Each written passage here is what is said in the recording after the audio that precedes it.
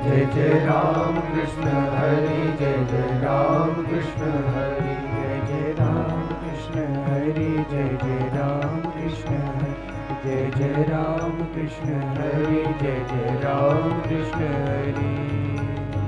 बोलो श्री कृष्णचंद्र भगवान की जय। श्री सीतारामचंद्र भगवान की जय। जय जय सीताराम।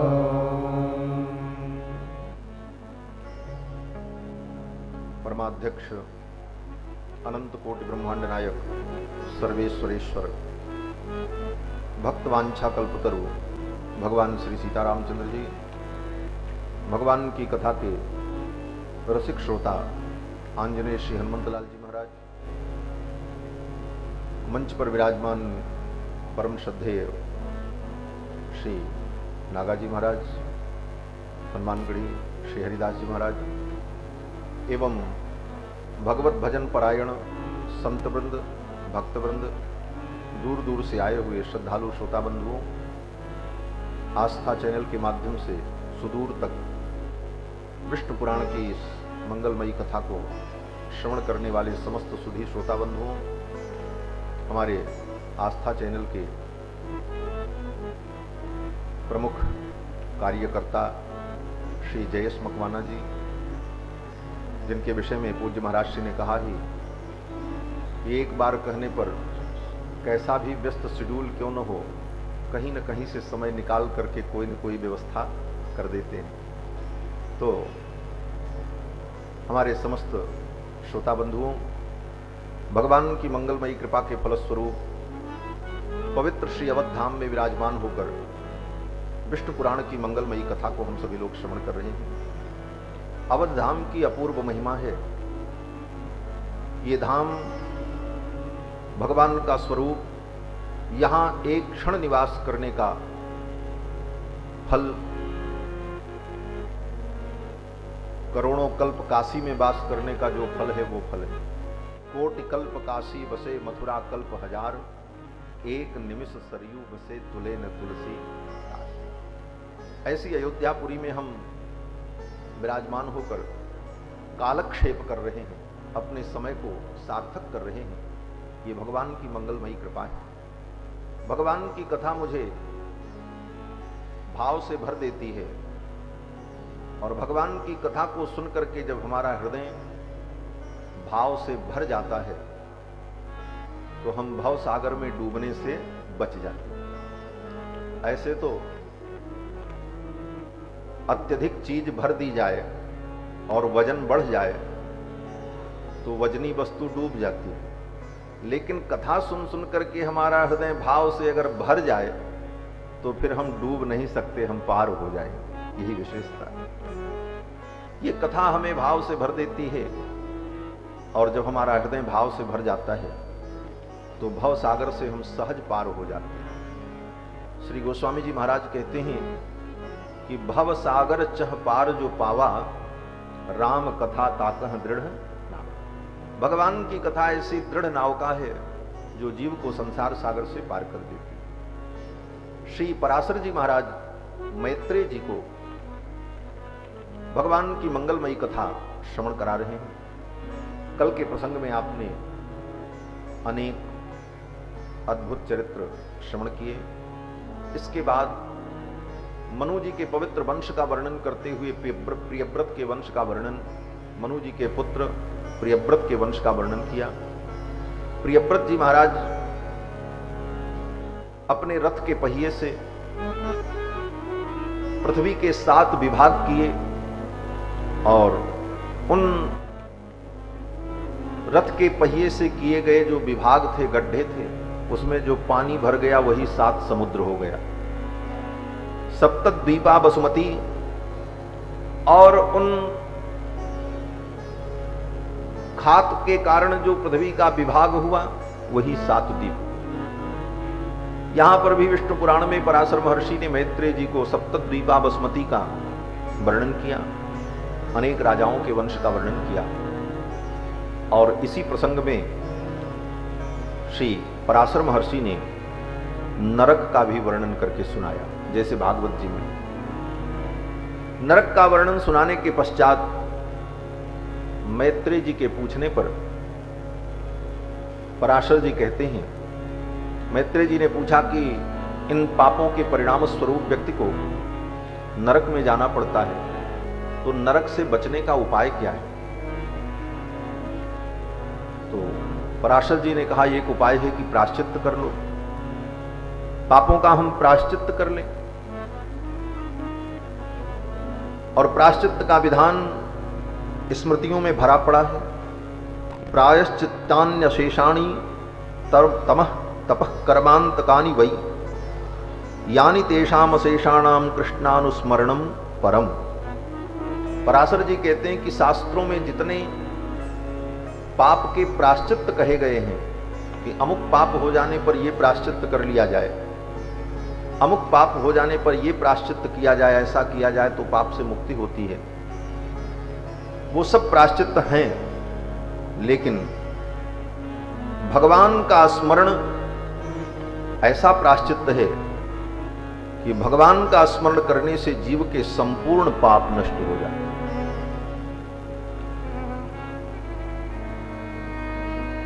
भगवान के स्मरण मात्र से केचित केवलया भक्त्या वासुदेव परायणाः अघम धुन्वन्ति कार्त्स्नेन, कार्त्स्नेन माने संपूर्ण रूप से। भगवान का स्मरण करने से संपूर्ण रूप से पाप नष्ट हो जाते हैं। लेकिन कब? बोले अगर पाप करके ये सोचो कि भगवान के स्मरण से सब पाप नष्ट हो जाते हैं, तो चलो पहले पाप कर लें, फिर बाद में स्मरण कर लेंगे, और फिर पाप कर लेंगे, फिर स्मरण कर लेंगे। बोले ऐसा अगर करोगे तब नहीं होगा। कहते हैं कृते पापेनु तापो वै, कृते पापेनु तापो वै यस्य पुंस प्रजायते। पाप करने के बाद आपके हृदय में ताप हो, यह विशेष बात यहां पर पराशर महर्षि कह रहे हैं। ताप माने पश्चाताप, उसी को कहते हैं ताप। गलती हो गई तो अपराध बोध हो कि हमसे हो गई गलती, अब नहीं करेंगे। और इस प्रकार हृदय में जो अनुताप हो, उस ताप के बाद अगर गोविंद का स्मरण कर लो तो उस स्मरण मात्र से वो सारे पाप उसी क्षण भस्म हो जाते हैं। भगवान का स्मरण जीव के समस्त पापों का नाश करने वाला है। प्रायश्चित्तम तु तस्यैकम हरिस्मरणम परम। भगवान का स्मरण ही समस्त पापों का महान प्रायश्चित्त है। आचार्यों ने तो यहां तक कहा कि जीव उतना पाप कर ही नहीं सकता जितना पाप नष्ट करने की क्षमता भगवान के नाम में। भगवान का नाम उच्चारण हम कर लें, भगवान का स्मरण कर लें। स्मरण से तात्पर्य भगवान के नाम का है, नामोच्चारण। तो जीव उतना पाप कर नहीं सकता जितना पाप नष्ट करने की क्षमता भगवान के नाम में है। आचार्यों ने कहा कि नाम नोस्ति आवदी शक्ति पाप निर्हरणे हरे। भगवान हरि के नाम में पाप को नष्ट करने की जितनी शक्ति है, तावत कर्तुम न शक्नोति, उतना पाप हम कर नहीं सकते। तावत कर्तुम न शक्नोति पातकम पातकी जनाः। पातकी प्राणी उतना पाप कर नहीं सकता जितना पाप नष्ट करने की क्षमता भगवान के नाम है। तो भगवान का नाम और भगवान का स्मरण ये जीव को समस्त पापों से मुक्त कर देता है। और भगवान के नाम की तो अद्भुत महिमा श्रीमन्मानस में, रामचरितमानस में गोस्वामी जी ने विस्तार से वर्णन किया कि नाम जपत प्रभु कीन प्रसादु भगत शिरोमणि भे प्रहलादु। नाम जप करके, भगवान का स्मरण करके प्रहलाद जी भक्त शिरोमणि हो गए।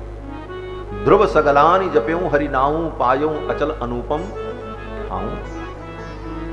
सुमिर पवन सुत पावन नामू अपने बस करी राखे रामू।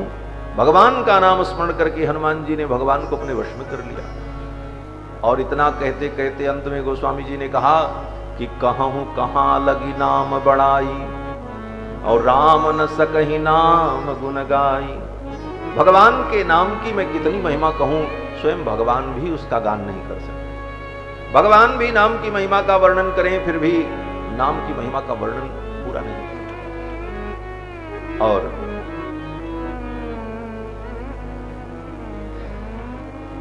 भगवान का नाम जप, भगवान के नाम की निष्ठा, यही भक्ति है। भक्ति में और भगवान नाम निष्ठा में कोई अंतर नहीं है।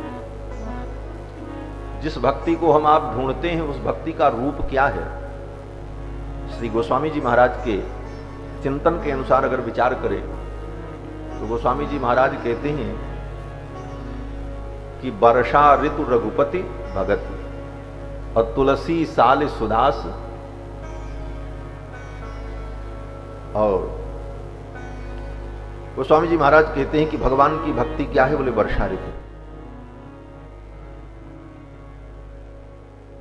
और उस वर्षा ऋतु के जो 2 महीने हैं, राम नाम बर बरन जुग सावन भादो मास। अब सावन भादो मास और वर्षा ऋतु में अंतर क्या है? वर्षा ऋतु ही तो सावन भादो है और सावन भादो ही वर्षा ऋतु है। तो गोस्वामी जी कहते हैं भक्ति क्या है? बोले वर्षा ऋतु। और राम नाम के जो 2 अक्षर हैं ये क्या है? बोले सावन भादो है। तो भगवान का नाम जपना, भगवान का नाम ही भक्ति है। तात्पर्य यही हुआ कि भाई वर्षा ऋतु और सावन भादो में कोई अंतर है? कोई कहे हम वर्षा ऋतु में आए थे, दूसरे ने कहा नहीं हम सावन भादो में आए थे। बोले बात एक ही भाई, सावन भादो को चाहे वर्षा ऋतु कहो। तो वर्षा ऋतु भगवान की भक्ति है और उसके जो 2 महीने हैं वही 2 अक्षर भगवान का नाम है। तो भगवान नाम निष्ठा, भगवान के नाम का उच्चारण, यही भक्ति का रूप है। और कलिकाल में तो भगवान का नाम सर्वोपरि साधन है। यही मह रघुपति नाम उदारा अति पावन पुराण श्रुति सारा। पुराणों का सारभूत भगवान का नाम रामायण का प्राण है। और भागवत में भी वेदव्यास जी कहते हैं नाम संकीर्तनम यस्य सर्व पाप प्रणाशनम प्रणामो दुख समनः तम नमामि हरिम परम। भगवान के नामोच्चारण से जीव के सारे पाप समाप्त हो जाते हैं। हमारे संतों ने नाम की बड़ी महिमा गाई। नाम की महिमा गाते हुए संतों ने कहा इसी नाम को जप करके सबरी ने भगवान को प्राप्त कर लिया, और इसी नाम को जप करके हनुमान जी परम बल निधान हैं। इसी नाम के प्रताप से गणपति प्रथम पूज्य हैं। इस प्रकार से नाम की महिमा का ही सर्वत्र दर्शन किया है। हरे राम राम राम सीता राम राम राम, हरे राम राम राम सीता राम राम राम, हरे राम राम राम सीता राम राम राम, हरे राम राम राम सीता राम राम राम, हरे राम राम राम सीता राम राम राम, हरे राम राम राम सीता राम राम राम, हरे राम राम राम सीता राम राम राम, हरे राम राम राम सीता राम राम राम। यह नाम बनाया प्रथम पूज्य गणपति जी को पल में, यह नाम बनाया प्रथम पूज्य गणपति जी को पल में। मिल गया यही अवलंब नाम सबरी को जंगल में, मिल गया यही अवलंब नाम सबरी को जंगल में। लाखों का बेड़ा पार किया पहुँचाया प्रभु के धाम, लाखों का बेड़ा पार किया पहुँचाया प्रभु के धाम। हरे राम राम राम सीता राम राम राम, हरे राम राम राम सीता राम राम राम, हरे राम राम राम सीता राम राम राम, हरे राम राम राम सीता राम राम राम। बजरंग बली के बल में इसकी महिमा न्यारी है। बजरंग बली के बल में इसकी महिमा न्यारी है। ध्रुव और विभीषण को भी तो यह बूटी प्यारी है। ध्रुव और विभीषण को भी तो यह बूटी प्यारी है। प्रहलाद इसी को जपते थे जिस बासर आठों याम। प्रहलाद इसी को जपते थे जिस बासर आठों याम। हरे राम राम राम सीता राम राम राम। हरे राम राम राम सीता राम राम राम। हरे राम राम राम सीता राम राम राम। हरे राम राम राम सीता राम राम राम। ब्रह्मा के चारों वेदों से यह नाम निकलता है। ब्रह्मा के चारों वेदों से यह नाम निकलता है। शिव जी के मानस मंदिर में दीपक सा जलता है। शिव जी के मानस मंदिर में दीपक सा जलता है। नारद जी की बीड़ा पर भी बजता है सुंदर नाम। नारद जी की बीड़ा पर भी बजता है सुंदर नाम। हरे राम राम राम सीता राम राम राम। हरे राम राम राम सीता राम राम राम। हरे राम राम राम सीता राम राम राम। हरे राम राम राम सीता राम राम राम। क्या कहे अनाड़ी मोद लता इसमें क्या टोना है। क्या कहे अनाड़ी मोद लता इसमें क्या टोना है। हम क्या बतलावे प्रेमी जन इससे क्या होना है।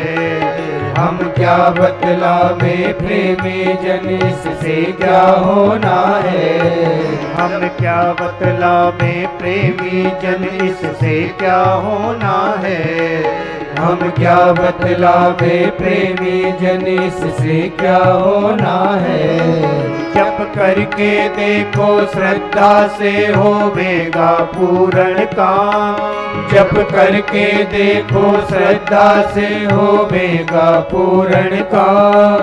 हरे राम राम राम सीता राम राम राम।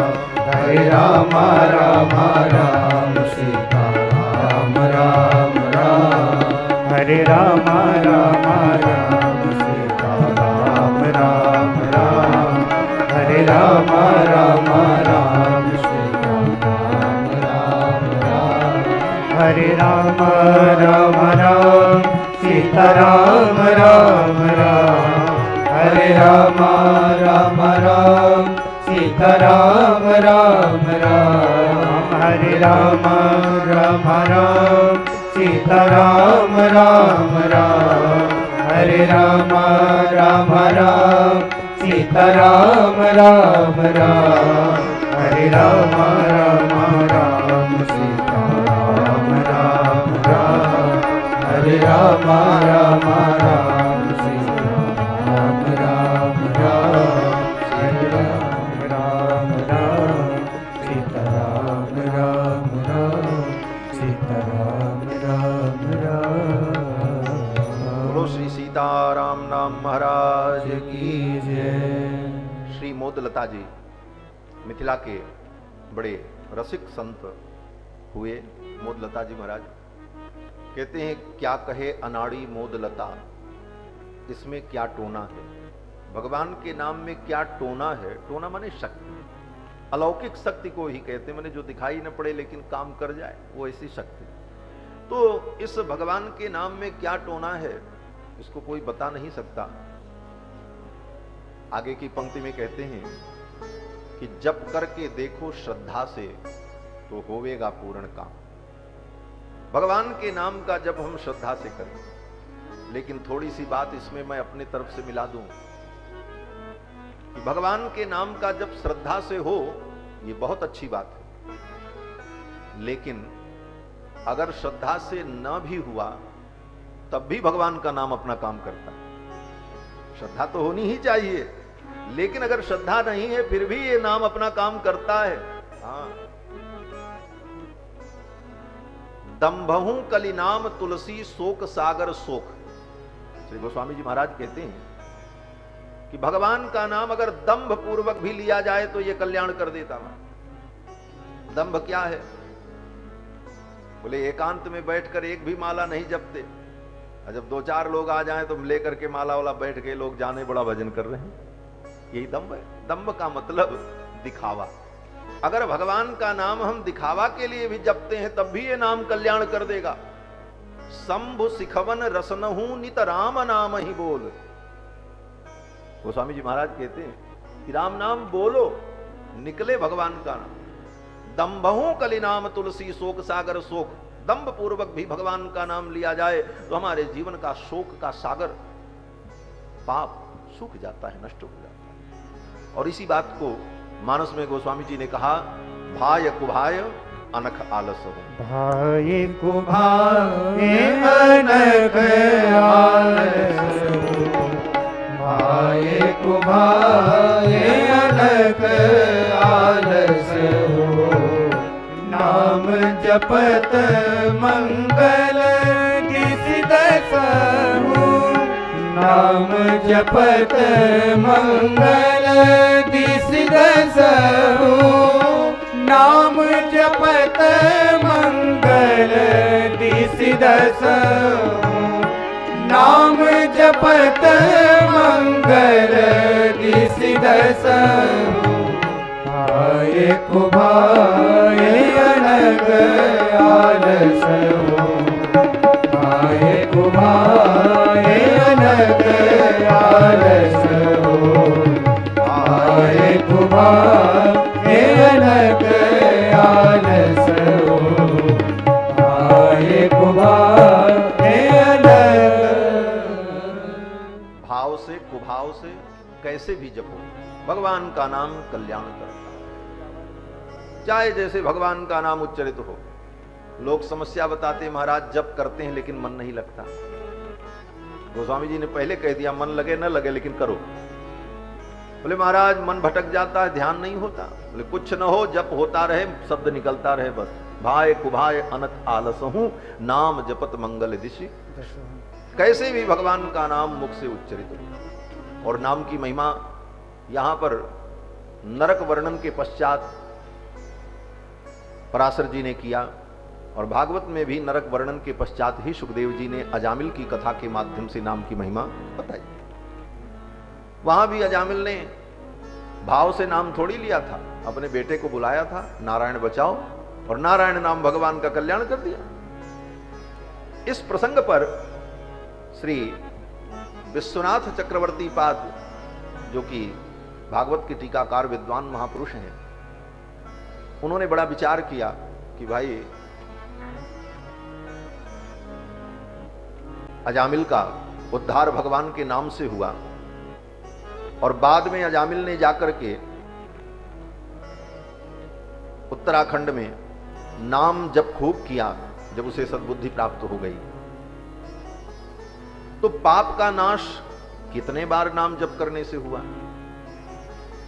तो श्री विश्वनाथ चक्रवर्ती पाद ने कहा कि जब अजामिल ने पहली बार अपने बेटे का नाम नारायण रखा और कहा नारायण, उसी समय उसके सब पाप खत्म हो गए।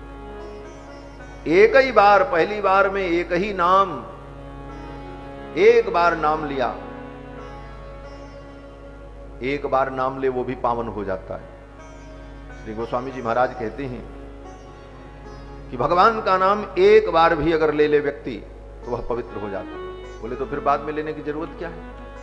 बोले बाद में लेने की इसलिए जरूरत है कि जब पवित्र हो जाओगे और बाद में भगवान का नाम लेते रहोगे तो वह नाम आपके हृदय में भगवत भक्ति का विस्तार करेगा।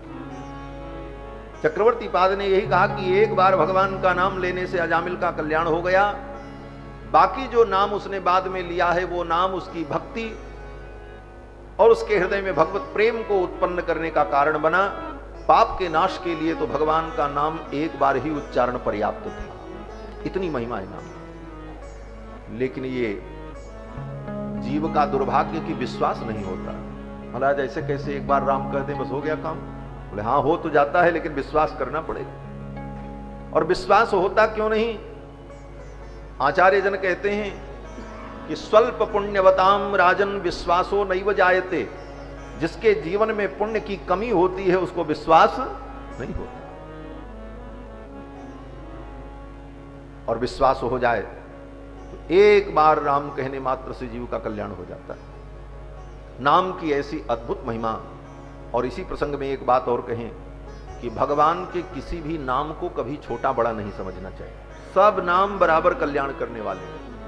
नारायण नाम से भी कल्याण होगा, केशव नाम से, गोविंद नाम से, नारायण नाम से, राम नाम से, कृष्ण नाम से, जो नाम आपको प्रिय लगे सब नाम कल्याणप्रद हैं भगवान के जितने नाम। और सबके उदाहरण हैं। राम नाम का जप करके, राम उच्चारण करके यवन तर गया।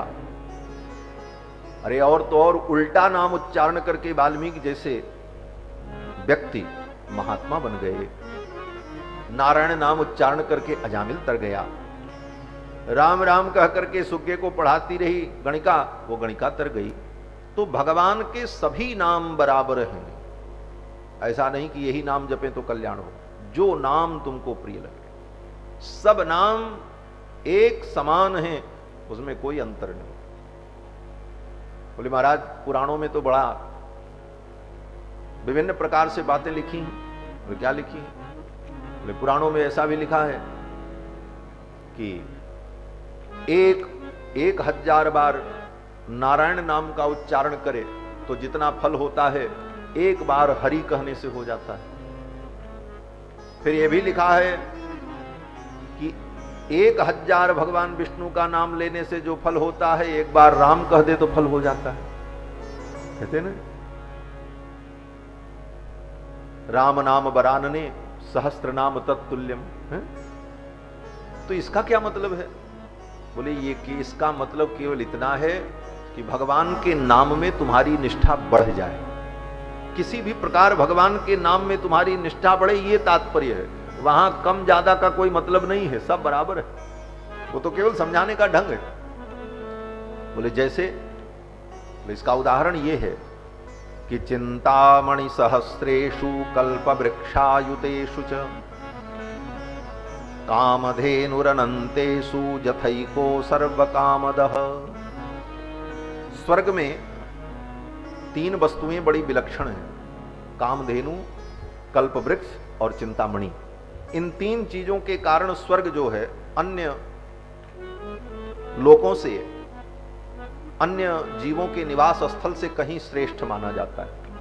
कारण बोले मृत्युलोक में और अन्य अन्य लोकों में श्रम करके, परिश्रम करके व्यक्ति को खाना पीना, सुख का अनुभव करना, और स्वर्ग में बोले वहां 3 चीजें रखी हैं, चिंतामणि है, कल्प वृक्ष है और कामधेनु है।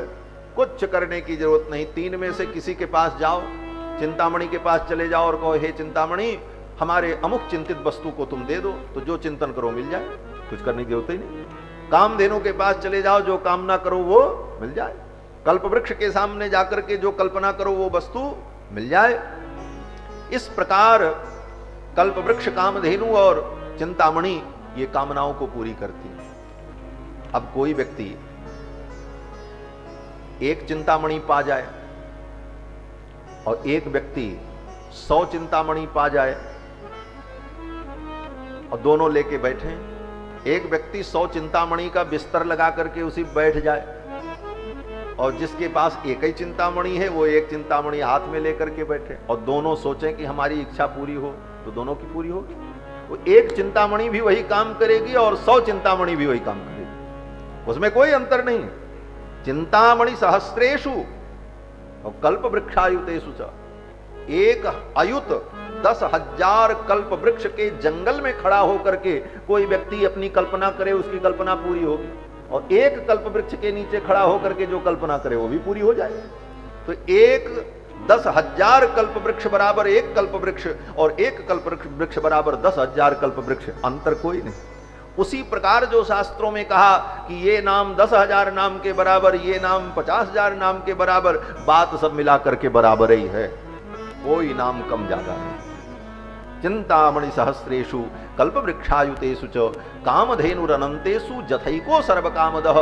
जिस प्रकार उन 100 चिंतामणियों में एक चिंतामणि भी कामना पूर्ण करने में समर्थ है, सारी कामनाएं पूरी कर देगी, और उन 100 में एक एक जितनी है वो सब समर्थ हैं, कोई कम नहीं।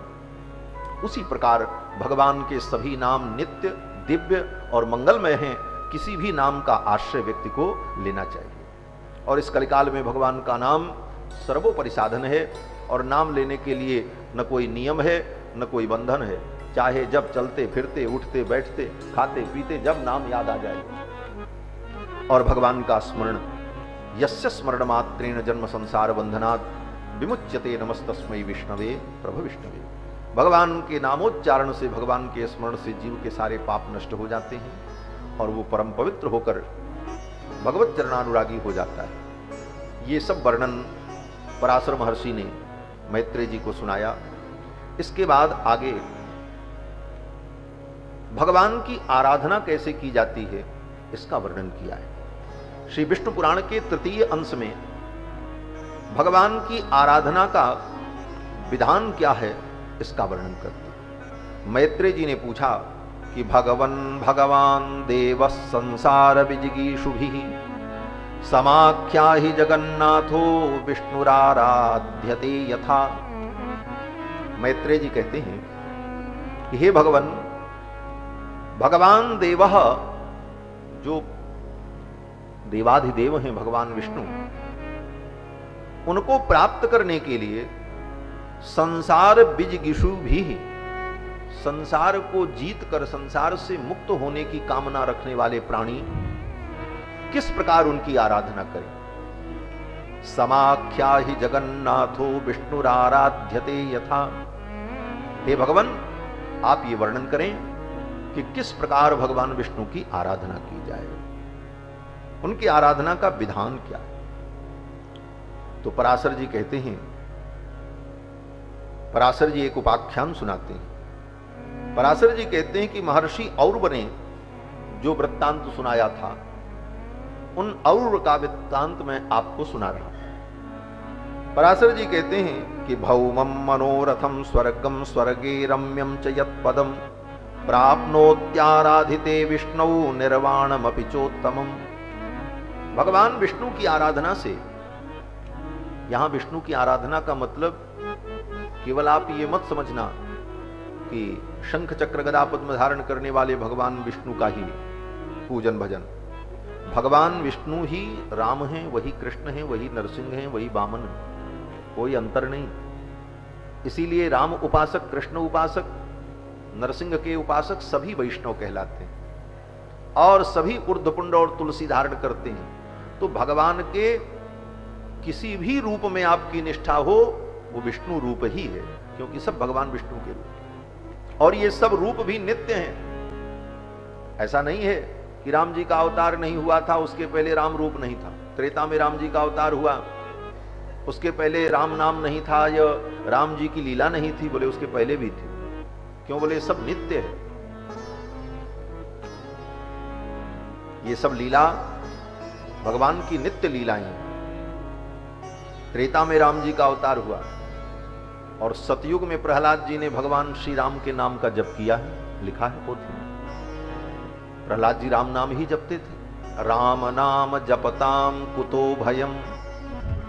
जब हिरण्यकश्यपु ने प्रहलाद जी को आग में जलाया और जलाने पर भी नहीं जले, तो हिरण्यकश्यपु ने पूछा, तुम जले नहीं?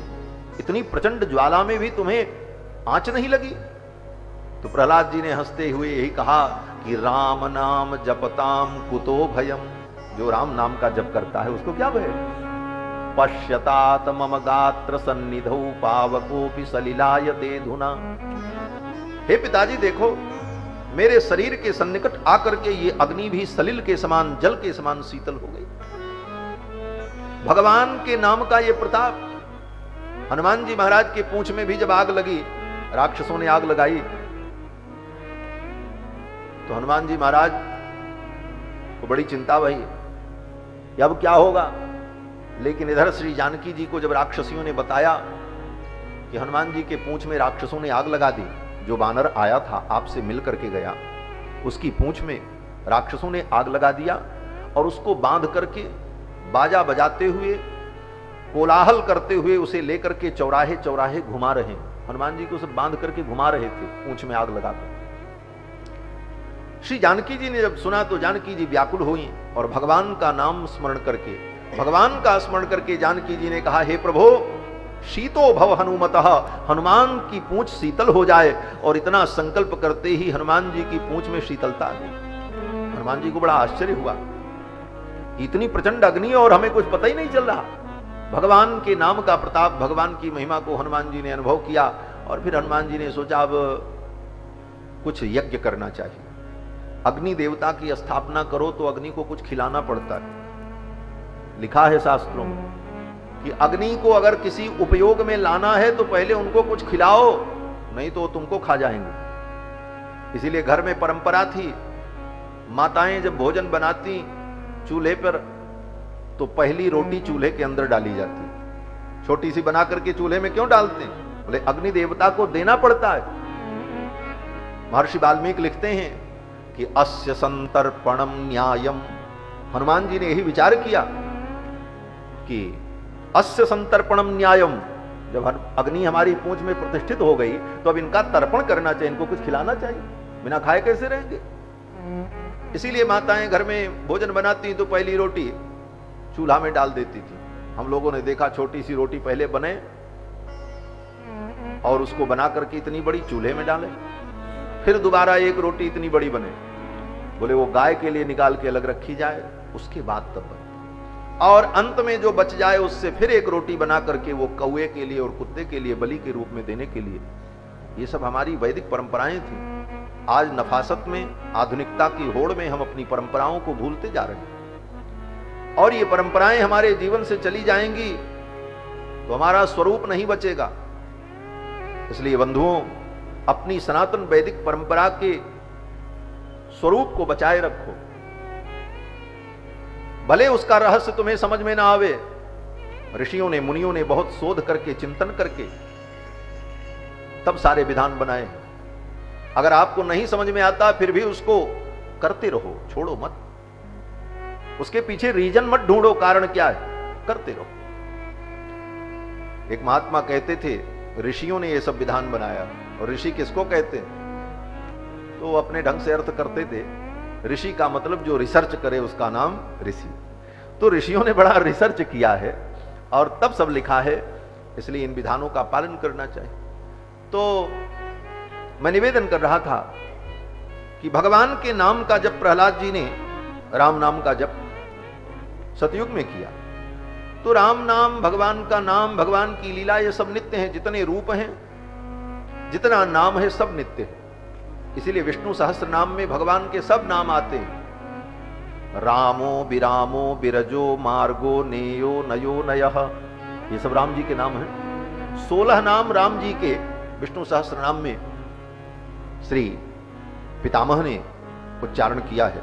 रामो विरामो विरजो मार्गो नेयो नयो नयः, वीरः शक्तिमतां श्रेष्ठो धर्मो धर्म विदुत्तमः। तो भगवान के सभी नाम नित्य हैं, दिव्य हैं। किसी भी नाम का आश्रय लो, सब कल्याणप्रद हैं। अब यहां पर भगवान की आराधना का विधान बताते हुए पराशर महर्षि कहते हैं कि भगवान की आराधना से भौमम मनोरथम, भूमि का मनोरथ, भौम माने इस पृथ्वी पर रहने वाले जो लोग हैं, हम लोग भौम हैं, और भूमि पर रहने वाले लोगों का जो मनोरथ हो, वो मनोरथ भगवान की आराधना से पूर्ण होता है। स्वर्गम स्वर्गे रम्यम च यत्पदम, यहां तक कि स्वर्ग का जो रमणीय पद है वह भी भगवान विष्णु की आराधना से व्यक्ति को प्राप्त हो सकता है। निर्वाणमपि चोत्तमम, निर्वाण जिसे मोक्ष कहते हैं, भगवान विष्णु की आराधना से मोक्ष भी जीव को प्राप्त होता है। पराशर जी कहते हैं कि यत्तु पृक्षसि भूपाल कथमाराध्यते हरिः तदहं सकलम तुभ्यं कथयामि निबोध में। अब मैं तुम्हें भगवान की आराधना का विधान कहता हूं।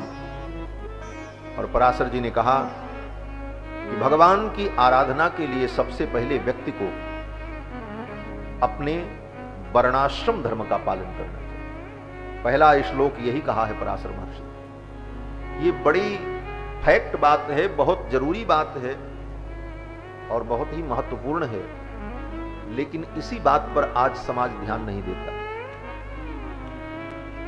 वर्णाश्रम धर्म का नाम ले लो तो लोग आलोचना करने लगते हैं, अरे ये तो मनुवादी हैं, ये दकियानूसी हैं, ये पोंगापंथी हैं, ये सांप्रदायिक हैं।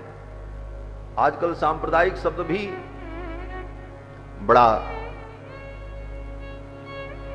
विचित्र है।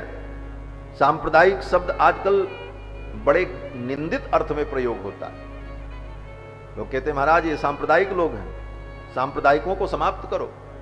जबकि सांप्रदायिक शब्द, संप्रदाय शब्द बड़ा पवित्र शब्द है। पूज्य धर्म सम्राट श्री कृपात्री स्वामी जी महाराज कहा करते थे कि जैसे मनुष्यों का सौभाग्य और दुर्भाग्य होता है, कभी सौभाग्य आता है कभी दुर्भाग्य आता है, उसी प्रकार शब्दों का भी सौभाग्य दुर्भाग्य होता है। आज सांप्रदायिक शब्द का दुर्भाग्य है, वर्णाश्रम शब्द का दुर्भाग्य है। नाम ले लो तो आलोचना के पात्र बन जाओ। तो महाराज संप्रदाय सब कुछ हमारे यहां सांप्रदायिक है। भगवान शंकराचार्य कहते हैं संप्रदाय ज्ञान रहितत्वात् स्वयं मूढ़ो। संप्रदाय के ज्ञान से जो रहित है वो मूर्ख है, ऐसा कहा शंकराचार्य जी ने। संप्रदाय ज्ञान रहितत्वात् स्वयं मूढ़ो अन्यान व्यामोहयति। वो स्वयं मूढ़ है और दूसरे को भी भ्रमित करेगा, दूसरे को भी उल्टा पुल्टा बताएगा। संप्रदाय का मतलब परंपरा से जो ज्ञान प्राप्त हो। ये विष्णु पुराण पराशर जी मैत्रेय जी को सुना रहे हैं, तो इसका भी संप्रदाय है। पराशर जी कहते हैं ये मैं अपने मन से नहीं सुना रहा हूं, मैंने जो अपने पितामह से सुना, वशिष्ठ जी से सुना, वो मैं तुमको सुना। वशिष्ठ जी ने अपने पिता ब्रह्मा से सुना, ब्रह्मा ने भगवान से सुना। तो सब ज्ञान भगवान से ही चल करके आया है, परंपरा तो वहीं से सब आई। इसीलिए सबके मूल भगवान हैं। तो उस परंपरा से जो ज्ञान प्राप्त है उसी ज्ञान को सांप्रदायिक ज्ञान कहते हैं। तो हमारे यहां सब कुछ परंपरा से ही प्राप्त है और उस परंपरा का हम आज भी आदर करते हैं, उस परंपरा को बचा करके रखते हैं, उसको लिपिबद्ध करके रखते हैं कि हमारी परंपरा का एक भी कड़ी संप्रदाय परंपरा की विच्छिन्न न हो। और रोज उसका स्मरण करते हैं। सीतानाथ समारंभाम रामानंदारी मध्यमाम अस्मदाचार्य पर्यंताम वंदे गुरु परंपरा। नारायण समारंभाम शंकराचार्य मध्यमाम अस्मदाचार्य पर्यंताम वंदे गुरु परंपरा। लक्ष्मीनाथ समारंभाम नाथयामुन मध्यमाम अस्मदाचार्य पर्यंताम वंदे गुरु परंपरा। सभी संप्रदायों में उस सांप्रदायिक ज्ञान की जो परंपरा चली आई है, उस परंपरा को हम आज भी स्मरण करते। तो इन सांप्रदायिक शब्द का इतना अद्भुत अर्थ है, लेकिन आज दुर्भाग्य है सांप्रदायिक होना बड़ा गलत माना जाता है। अरे ये सांप्रदायिक है, सांप्रदायिकों का दमन करो, ये संप्रदायवादी लोग खतरनाक हैं, ऐसा कहा जाता है। उसी प्रकार से ये वर्णाश्रम शब्द, वर्णाश्रम धर्म ही सनातन धर्म का मूल है और उसी पर हमारी वैदिक व्यवस्था टिकी हुई। लेकिन सब इसी के विरोधी, वर्णाश्रम खत्म करो। लेकिन ये खत्म नहीं होगा। क्यों? बोले भगवान के द्वारा बनाया गया है। भगवान के द्वारा बनाई गई वस्तु को कोई खत्म नहीं कर सकता। बोले भगवान ने बनाया है, कहां लिखा है? बोले गीता में भगवान ने कहा कि चातुर्वर्ण्यम मया सृष्टम गुणकर्म विभागशः। चारों वर्णों को मैंने बनाया है और उनके गुणकर्म का विधान करके मैंने ये सब बनाया। तो भगवान की बनाई वस्तु को कोई मिटा नहीं सकता। मिटाने चलोगे, मिटाओगे, वो दो तो रहेंगे, तीसरा पैदा हो जाए। लोगों ने कहा सब वर्ण एक हो जाएं। बोले सब एक करोगे तो एक तीसरा वर्ण हो जाएगा, उसका नाम वर्ण संकर हो जाएगा। वो तो रहेगा ही, वो एक और हो जाएगा। वैज्ञानिकों ने कहा भाई गधा और घोड़ा देखने में एक जैसा होता है, गधे के भी सींग नहीं, घोड़े के भी सींग नहीं, वैसे पैर, हाथ, नाज, नक्शा लगभग वैसा होता है, थोड़ा ही अंतर होता, घोड़ा बड़ा होता, गधा छोटा होता है। तो वैज्ञानिकों ने कहा कि भाई दोनों को मिला दो, ये दो प्रजाति की जगह पे एक ही हो जाए। तो दोनों का सम्मिश्रण कर दिया तो परिणाम क्या हुआ? बोले गधा और घोड़ा तो था ही, एक तीसरा पैदा हो गया जिसको खच्चर कहते, खच्चर पैदा हो गया। जो ब्रह्मा बनाए थे वो तो था ही था, तुमने एक तीसरा और पैदा कर दिया। तो कहने का तात्पर्य कि परमात्मा की बनाई व्यवस्था का कोई उच्छेद नहीं कर सकता। हमारे पूज्य स्वामी जी महाराज कहा करते थे, परम श्रद्धेय वैकुंठवासी स्वामी जी महाराज, अयोध्यानाथ मंदिर के पूज्य स्वामी जी महाराज कहते थे कि ब्रह्मा की सृष्टि में, भगवान की बनाई हुई सृष्टि में सबसे छोटा प्राणी अगर कोई है तो क्या है? बोले मच्छर और खटमल। और दुनिया के सारे वैज्ञानिक दवा छिड़कते छिड़कते मर गए, आज तक तुम मच्छर और खटमल को नहीं खत्म कर पाए। ब्रह्मा की बनाई हुई उस सृष्टि के इतने छोटे से जीव को तुम नहीं खत्म कर पाए, तुम वर्ण व्यवस्था क्या खत्म करोगे? भगवान की बनाई व्यवस्था को कोई बिगाड़ नहीं सकता। हां, ये जरूर है विकृत करोगे, कुछ मामले में विकृत होगा, लेकिन उसका बीज कभी समाप्त नहीं होता, ये सनातन बीज है। इसलिए बंधुओं, वर्णाश्रम धर्म ही सनातन धर्म है, ये सही सही समझना चाहिए और इसके पीछे जो कारण है उसे समझना चाहिए।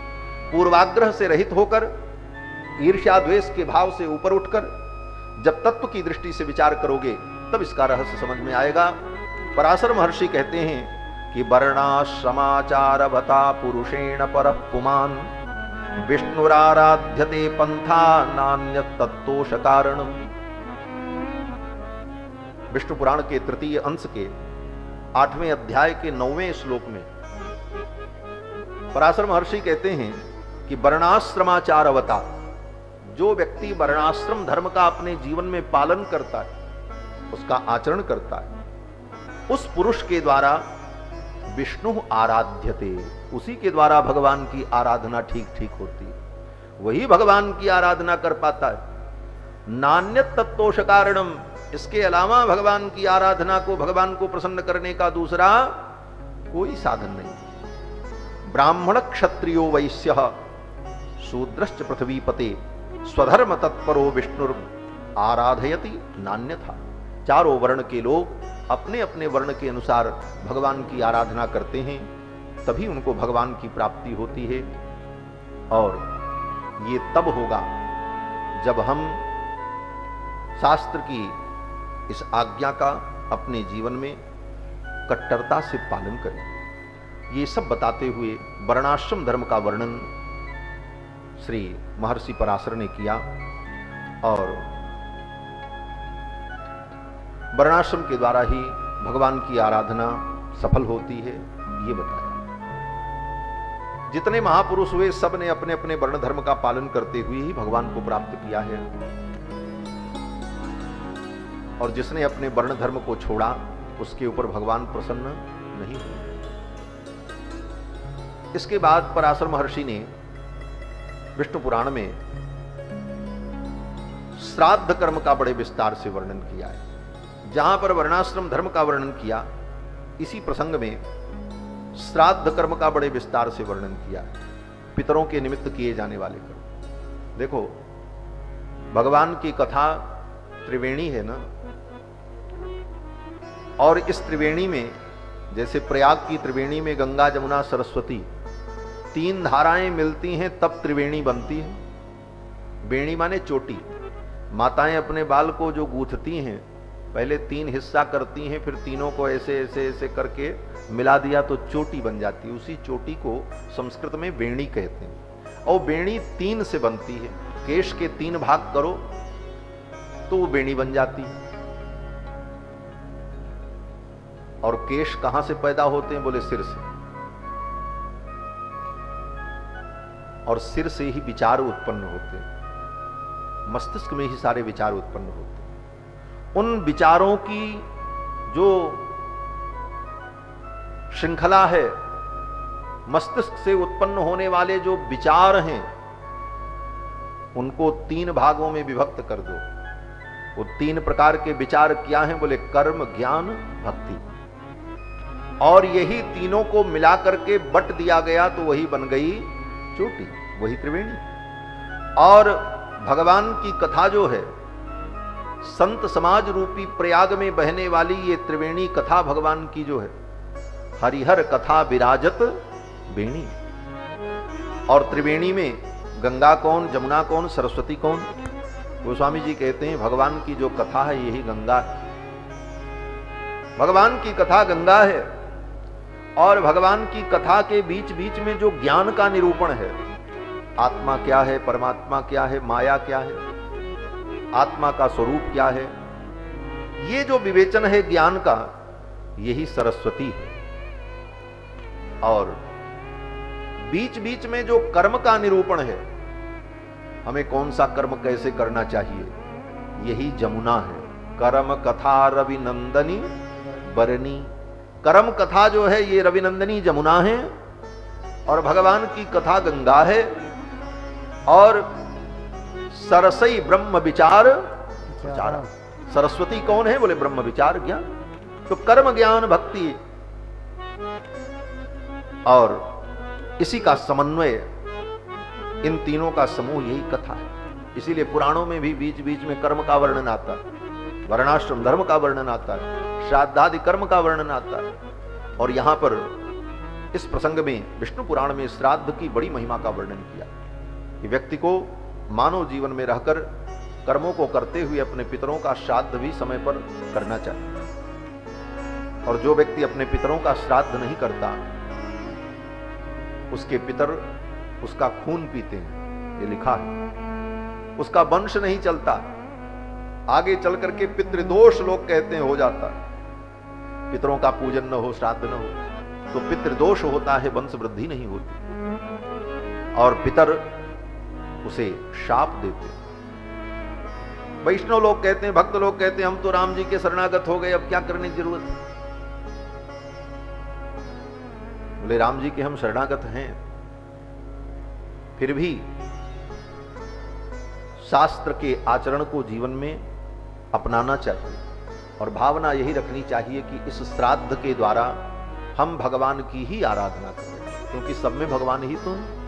इसीलिए श्राद्ध करने के बाद जब अंत में कर्म समर्पण किया जाता है, तो कर्म समर्पण में यही कहा जाता है कि अनेन श्राद्धेन, इस श्राद्ध के द्वारा विश्वात्मा पितृ रूपी जनार्दन प्रियताम नमः, मेरे इस कर्म से पितृ रूपी जो जनार्दन है, जनार्दन माने भगवान, भगवान ही पितर के रूप में पूजित होते हैं। तो वहां पर पितरों के पूजन में भी भगवान की ही महत्ता है।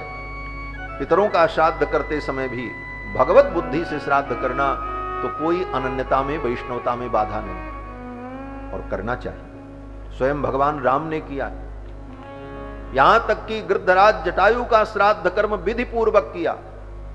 तेहिकर क्रिया यथोचित निज कर कीन्ही राम, अपने हाथों से यथोचित, यथोचित का मतलब शास्त्र सम्मत विधि से किया, मनमाना नहीं।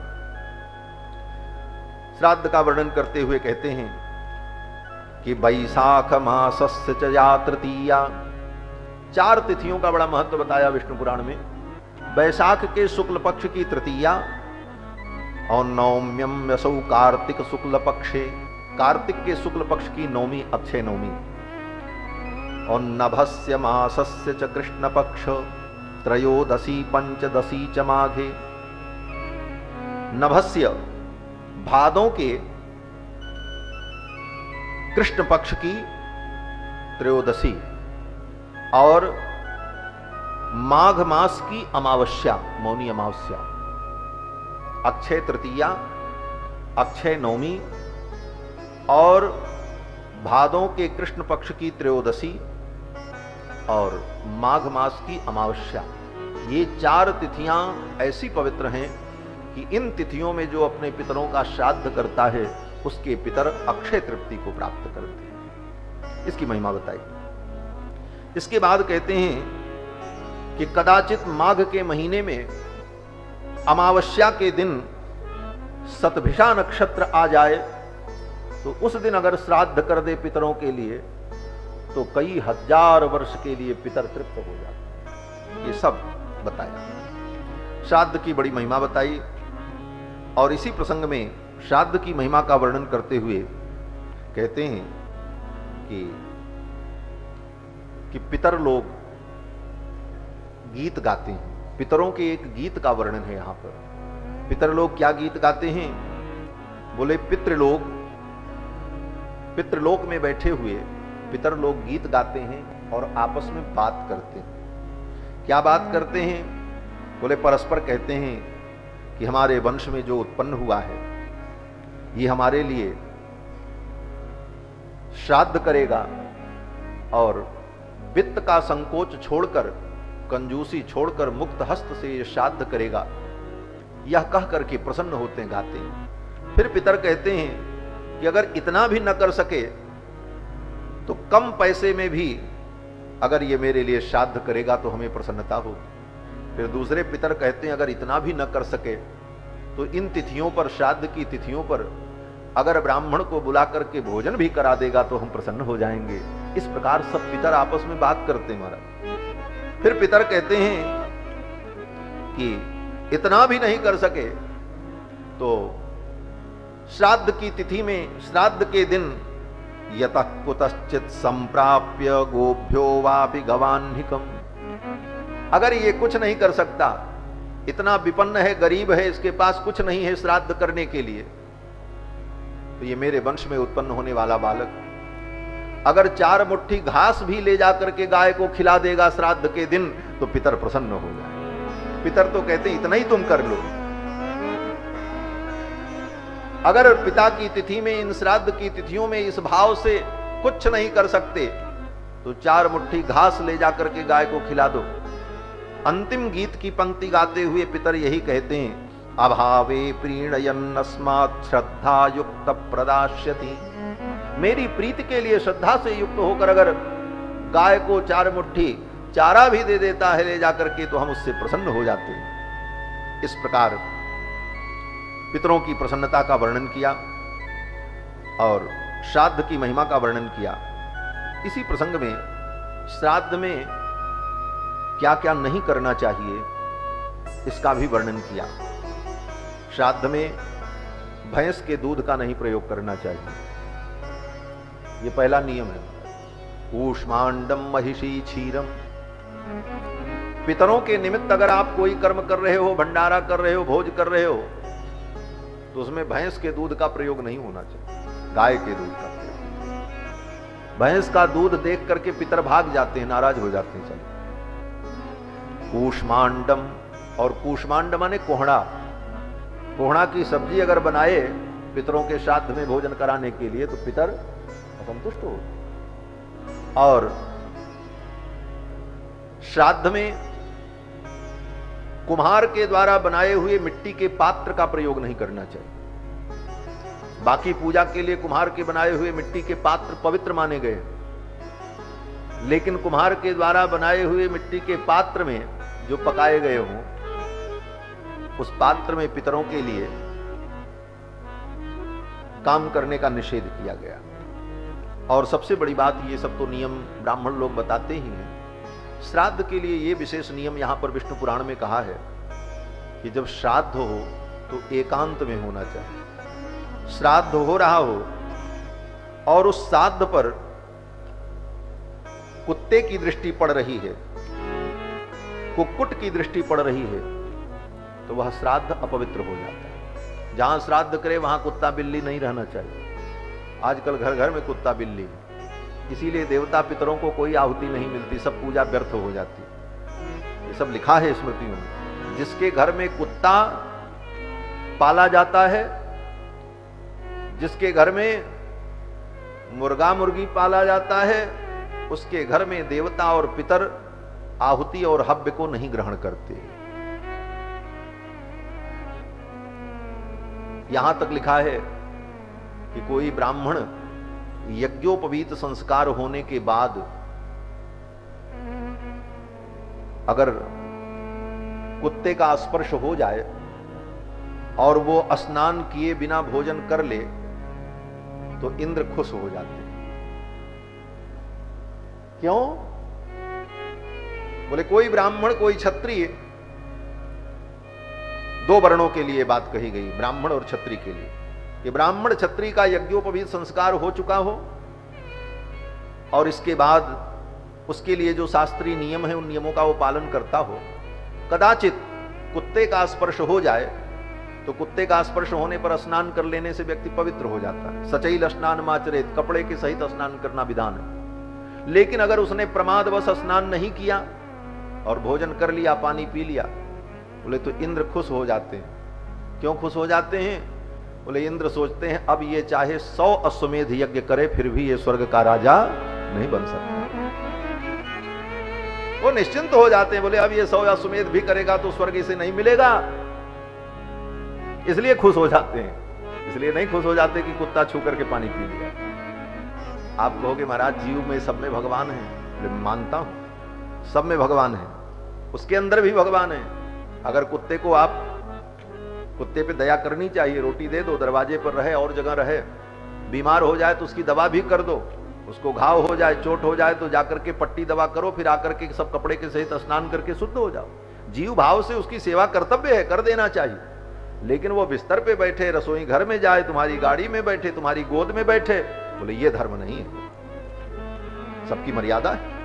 इस प्रकार अगर कुत्ते की दृष्टि पड़ती है, कुक्कुट की दृष्टि पड़ती है, तो श्राद्ध में किया गया सब कर्म व्यर्थ हो जाता है, उसका कोई फल नहीं होता।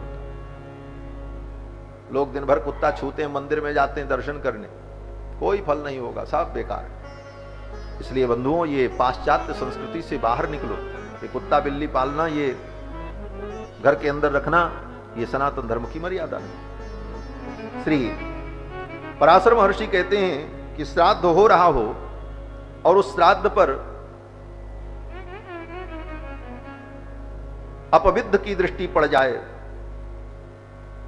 अपविद्ध माने सत्पुरुषों के द्वारा परित्यक्त, महापुरुषों ने, श्रेष्ठ जनों ने जिसको त्याग दिया हो, उसके पाप के कारण, अपराध के कारण ऐसे व्यक्ति की दृष्टि पड़ती है तो श्राद्ध अपवित्र हो जाता है। और पाखंडी और नग्न की दृष्टि पड़ने पर भी श्राद्ध कर्म नष्ट हो जाता है। इसलिए श्राद्ध कर्म एकांत में करना चाहिए। नग्न का मतलब, नग्न का अर्थ आप यही समझ रहे होगे, बोले जो नंगा रहे, कपड़ा न पहने, वो नग्न। लेकिन यहां पर नग्न का अर्थ कर रहे हैं कि नग्न माने कि ऋक् यजुस्साम संगेयम त्रयी वर्णा वृतिर्द्विजः एतामुज्झति यो मोहात् स नग्नः पातकी द्विजः। नग्न यहां पर पारिभाषिक शब्द है। नग्न माने कहते हैं कि 4 वेद जो है, ऋग यजुस्साम अथर्व, ये चारों वेद जो हैं ये कपड़ा है, इसी को वस्त्र कहा है। और जो वेद के द्वारा आवृत है, अर्थात जिसके जीवन में वैदिक धर्म का अनुपालन है, वो व्यक्ति तो कपड़े से युक्त है, और जिसने वैदिक कर्मों का, वैदिक धर्म का त्याग कर दिया, वो नग्न है, वो नंगा है। उसी की नग्न संज्ञा कही है। और ये नग्न की अगर दृष्टि पड़ जाए, अर्थात जो वैदिक धर्म का पालन अपने जीवन में न करता हो, वेद को प्रमाण न मानता हो, ऐसे अवैदिक व्यक्ति की दृष्टि पड़ जाए तो वो श्राद्ध कर्म व्यर्थ हो जाता। इसी प्रसंग में मैत्रेय जी ने पूछा है कि नग्न किसे कहते हैं, ये नग्न कैसे पैदा हुए, कहां से पैदा हुए? तो पराशर जी ने कथा सुनाई कि एक बार